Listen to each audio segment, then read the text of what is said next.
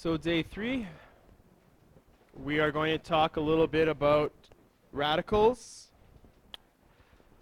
and some number sense, and we're going to talk a little bit about the irrational numbers as a whole system.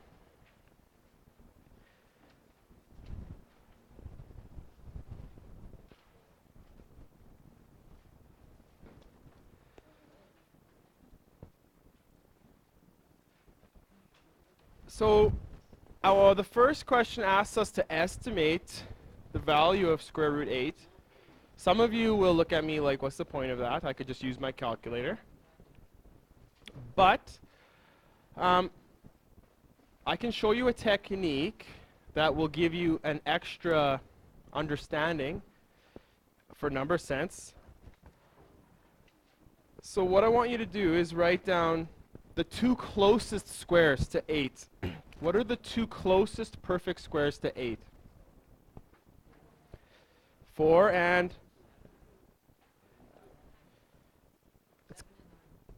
they need to be perfect squares. 9, I heard. Why 4 and 9?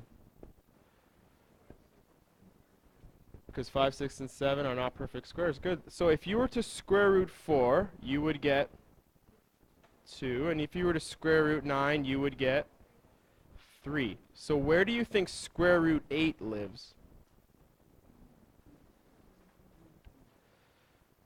So square root 8 would be closer to square root 9, right?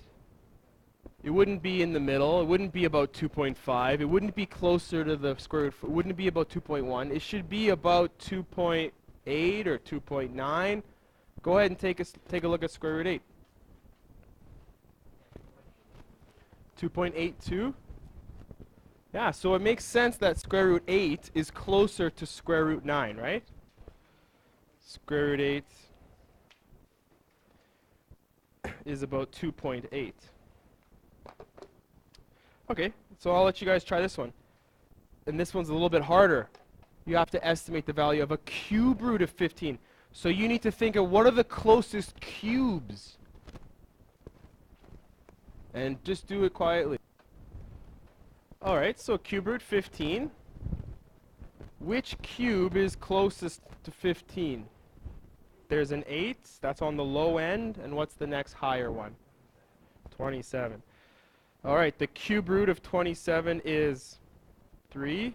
The cube root of 8 is 2. So what do we estimate our cube root 15 as? 2.5? Is 15 in the middle of about 8 and 27? Not quite. Is it a little bit close? It's 7 off of 8, right? And how much to 27? You have to add 12 to get to 27 and subtract 7 to get to 8. So it's much closer to 8, right? By a little bit? So I bet this is about 2.4 or 2.3. Is it exactly 2.466? Well, there you go. Closer to the square root or the cube root of 8. So about 2.4. Okay? Now, estimation is very difficult to test for a unit exam, but at least we can check off the box that said we estimated. So, likely you will not get that kind of question on a test. All right, question for you. What happens when you attempt to determine the square root of a negative? Try that. What's the square root of negative 9?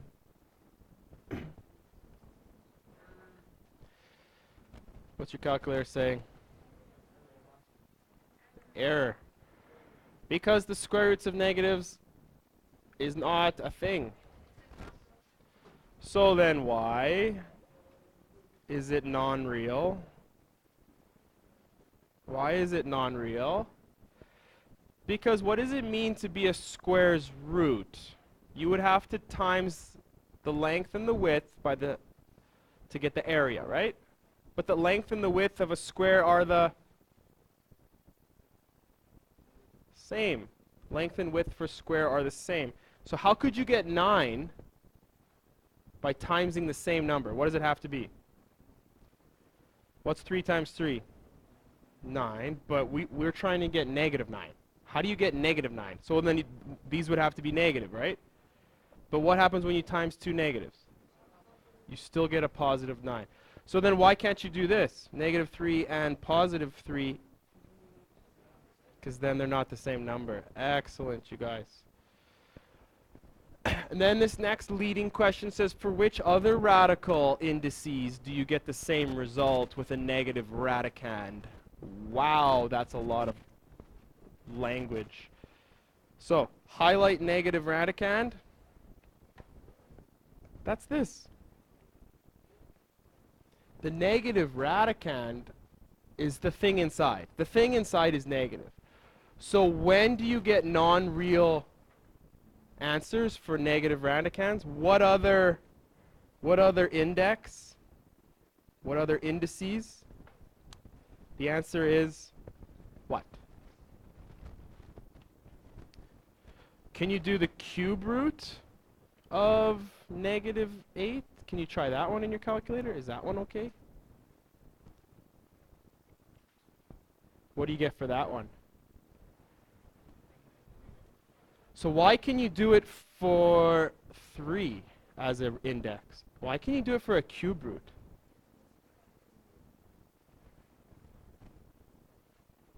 Okay, I hear a couple people saying it. Negative 2, negative 2, if you did it 3 times, a negative times a negative is a positive, and then a positive times a negative is a negative. So would it work if there was 4 terms? Would it work if there was 5? 6? 7? So it has to do with whether it's odd or even. Right? So odd index, happy. Even index, sad. Okay? So you can't take radicals of negatives if the index is even. And you can if the index is odd. Exactly. So sometimes analogies don't always correlate. I know. You have a negative volume, yeah. But like in physics, you might have a curve like this, and you could shade under a region. This would be considered like negative area, and this would be considered a positive area. So it's not like, does it have a physical representation? It's just math is your imagination. Yeah.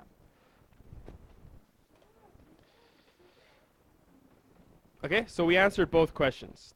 When a radicand is negative, which type of radicals can be evaluated? So odd. That's the answer. So is that clear for everybody? Yeah. Okay, oh my gosh. I unfortunately have to make you guys do notes. I apologize. So, it's not that bad. This question will show up on your exam. This chart is what I'm talking about. You're going to get this chart. You're going to get this chart on your test. Okay, and then you have to put the examples that we give you on the test into the right spot. So it's about classifying numbers. Okay. Classifying numbers.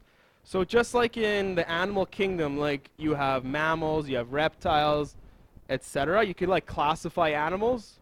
You got bugs, you have bugs of different types, you got birds of different types. So just like you can classify animals, you can classify numbers. The real number system has this symbol. It's an R, but it has this like a script, a font. You guys know font? Okay, so this is the real numbers.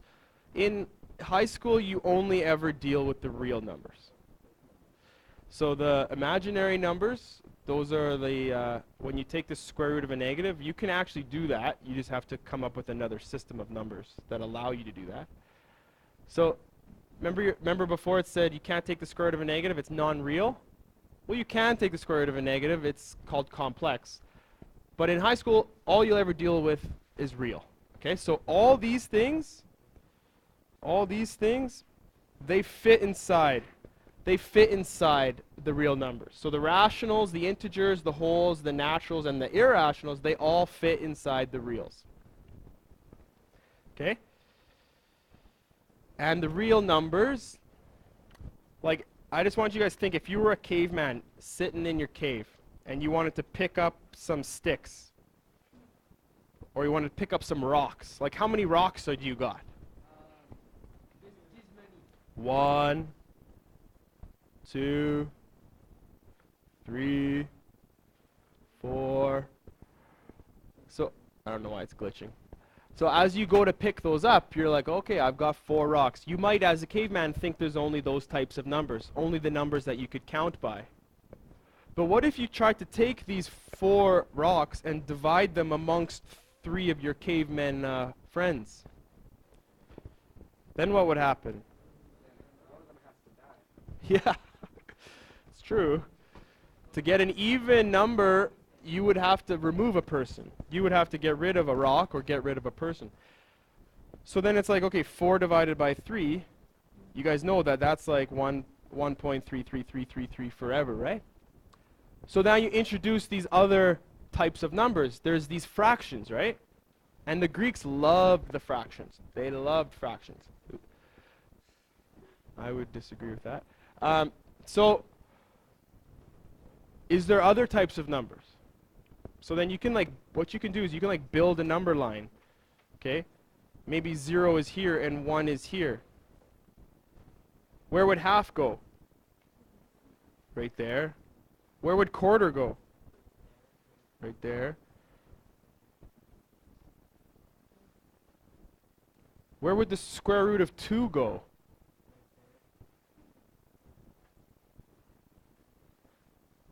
Like, this is what really messed with the Greeks. Because they loved the Pythagorean theorem, obviously, named after Pythagoras. What's this one here? What's 1 squared plus 1 squared?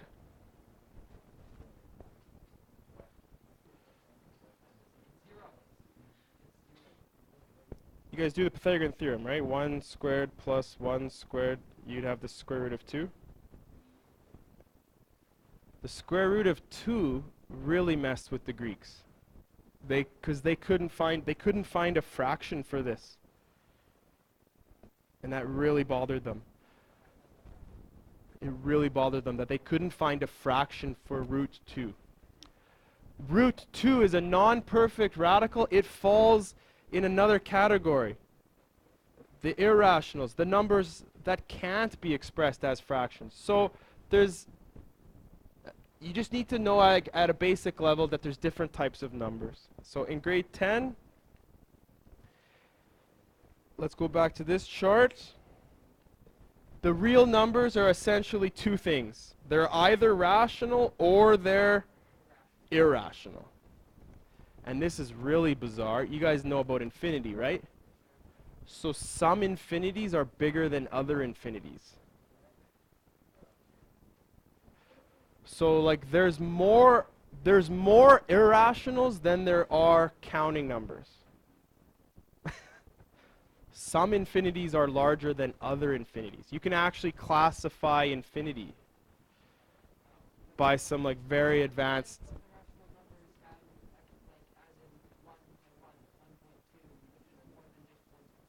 Yeah, that you're on it.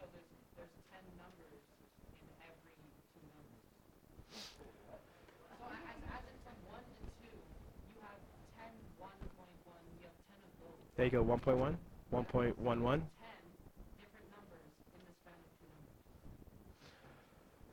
So you could YouTube this. You could YouTube infinity, and there's a guy number file. If you like math, you could check out some infinities are bigger than. Or what's the other guy? Vsauce, yeah. Yeah, Vsauce has these. Yeah, Vsauce has these videos too. Okay, so you can either, if you're a real number, you can either be rational or irrational. Okay, now if you're irrational, you're done. You guys know like the Russian dolls. You know how there's like a doll within a doll within a doll. That's what this is. So like pi, square root 2. Once you're irrational, you're irrational. There's no other classification for us to worry about. But if you're rational, then there's all types of different rationals you need to be aware of. So the largest doll is rational, and then as you get smaller, integer, and then as you get smaller, whole, and then smaller than that is natural. In terms of sets, so these are sets within sets within sets. It's kind of an odd thing. So let me show you with the set notation. The natural numbers are the counting numbers. Start with 1, then 2, then 3, and so on for infinity.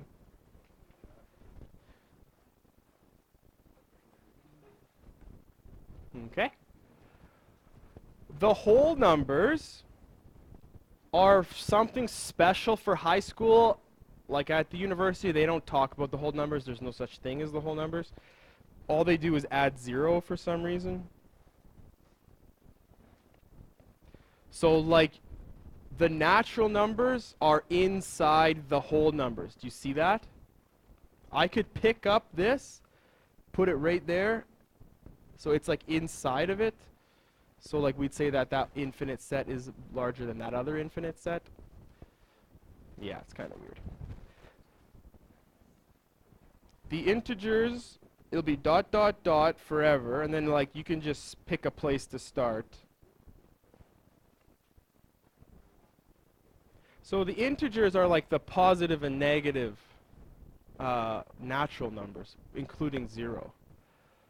So it's all the naturals, all the negative naturals, and 0. Those are all the integers.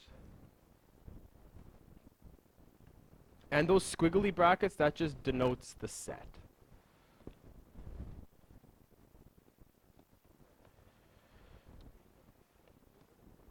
Okay, rational numbers are fractions. They're fractions where a and b are integers. Okay?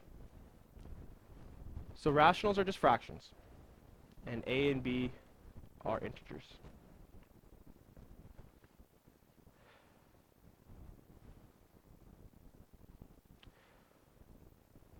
And then the irrationals are everything in the real numbers not rational. So basically, any number that can't be expressed as a fraction. I.e., in other words, any number that cannot be expressed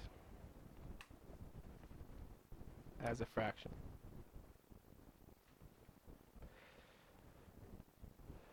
So basically for you guys, all you have to do is be able to classify them. That's all you got to do. So like if I gave you -7, what kind of number is that?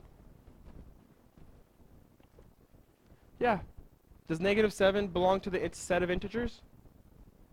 Yeah, so how would you write that? You would say, and this is where it gets a little bit odd, -7, this weird symbol, integer. You guys see that weird symbol? It's like a weird E. Okay, I'll do another one. 2 is an element of the natural numbers. Okay.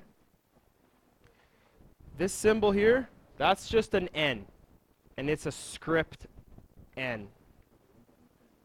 So it's just an N with an extra script. Okay? So does 2 belong to the natural numbers? Does 2 also belong to the integers? So they can belong to more than one set, right? Okay? Now, this little symbol,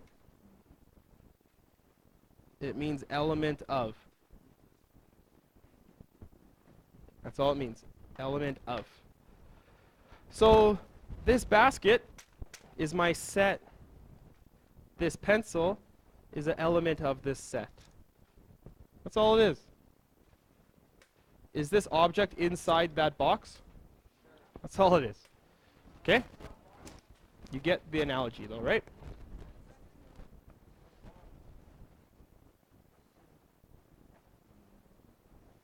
Okay, let's classify these. Square root 4. Square root 4. What is square root 4? Oh, that's just 2. So 2 is an element of the whole. It's an element of the natural. It's an element of the integer. It's an element of the real. So there's lots that it could be an element of, not just one. Okay?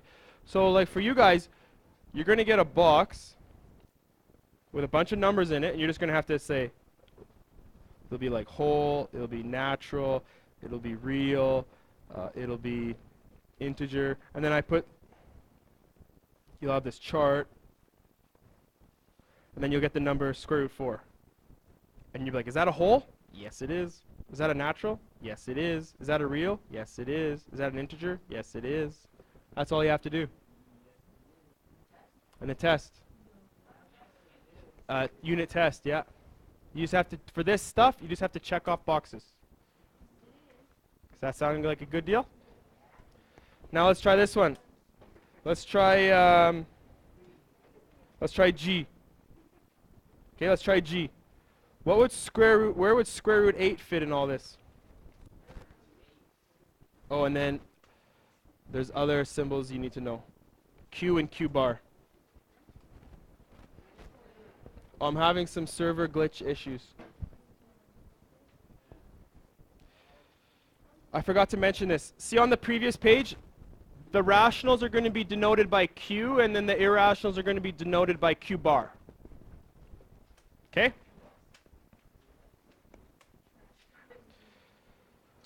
So square root 8. Square root 8.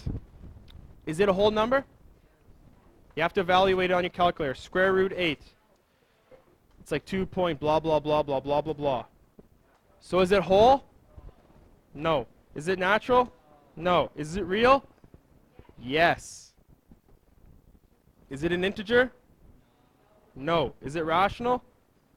No. Is it irrational? Yes. What's the difference between square root 4 and square root 8? One is a perfect radical, the other is not. So what can you do to tell? You have to look at some decimals. Like pi. What's pi? Type in pi into the calculator. 1592655. Oh, I screwed one up. Blah, blah, blah, right? Is there a pattern? No repeats. Does it stop? So no repeats.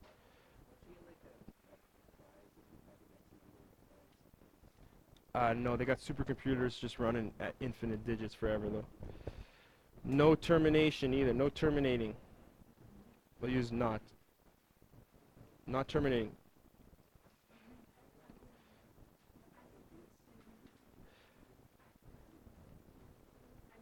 Okay, so if you look at that decimal, it's non-repeating and non-terminating. If that's the case, Q bar. This is the condition for Q bar. If you're irrational, your decimal's random and goes on forever.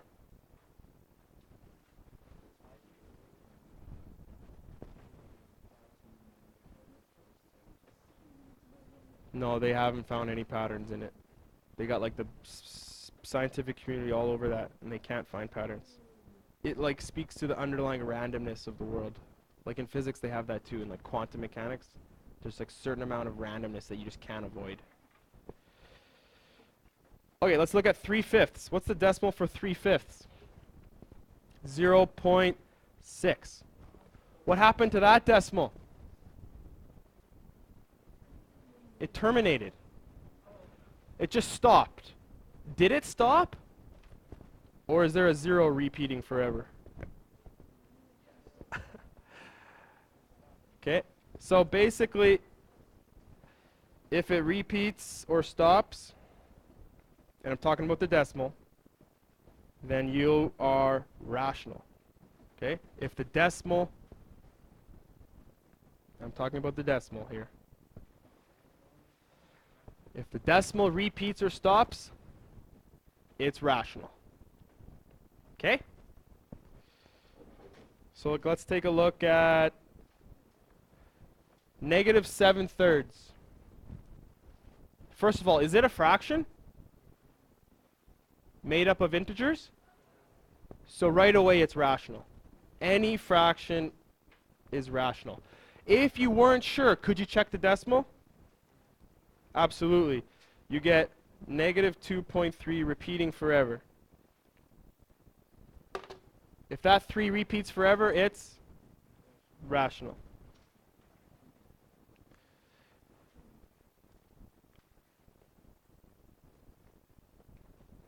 How about the last one down in this corner here?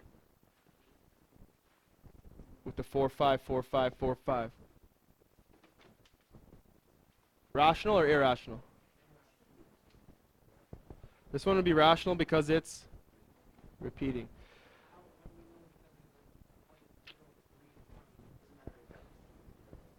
Yeah, this 4, 5, 4, 5, it implies that it will repeat. And then this one, this is the trick one. Rational? Irrational? Ooh. Yeah, this is the one you want. Non-real. You wouldn't check boxes on any of them for this one. Is it rational? No. Is it irrational? No. Is it real? No. Why is it not real? Because you can't take the square root of a... Okay, I'm done talking. I think you guys are done listening. You have this assignment. The worksheet follows. The worksheet is basically what you'll see on the test, but you won't have so many. So this worksheet, that's what you're going to get on the test. Don't flip the page. It has the answers. Right? Don't flip the page. It has the answers. Right? So don't ruin it for yourself. And then please work on the assignment.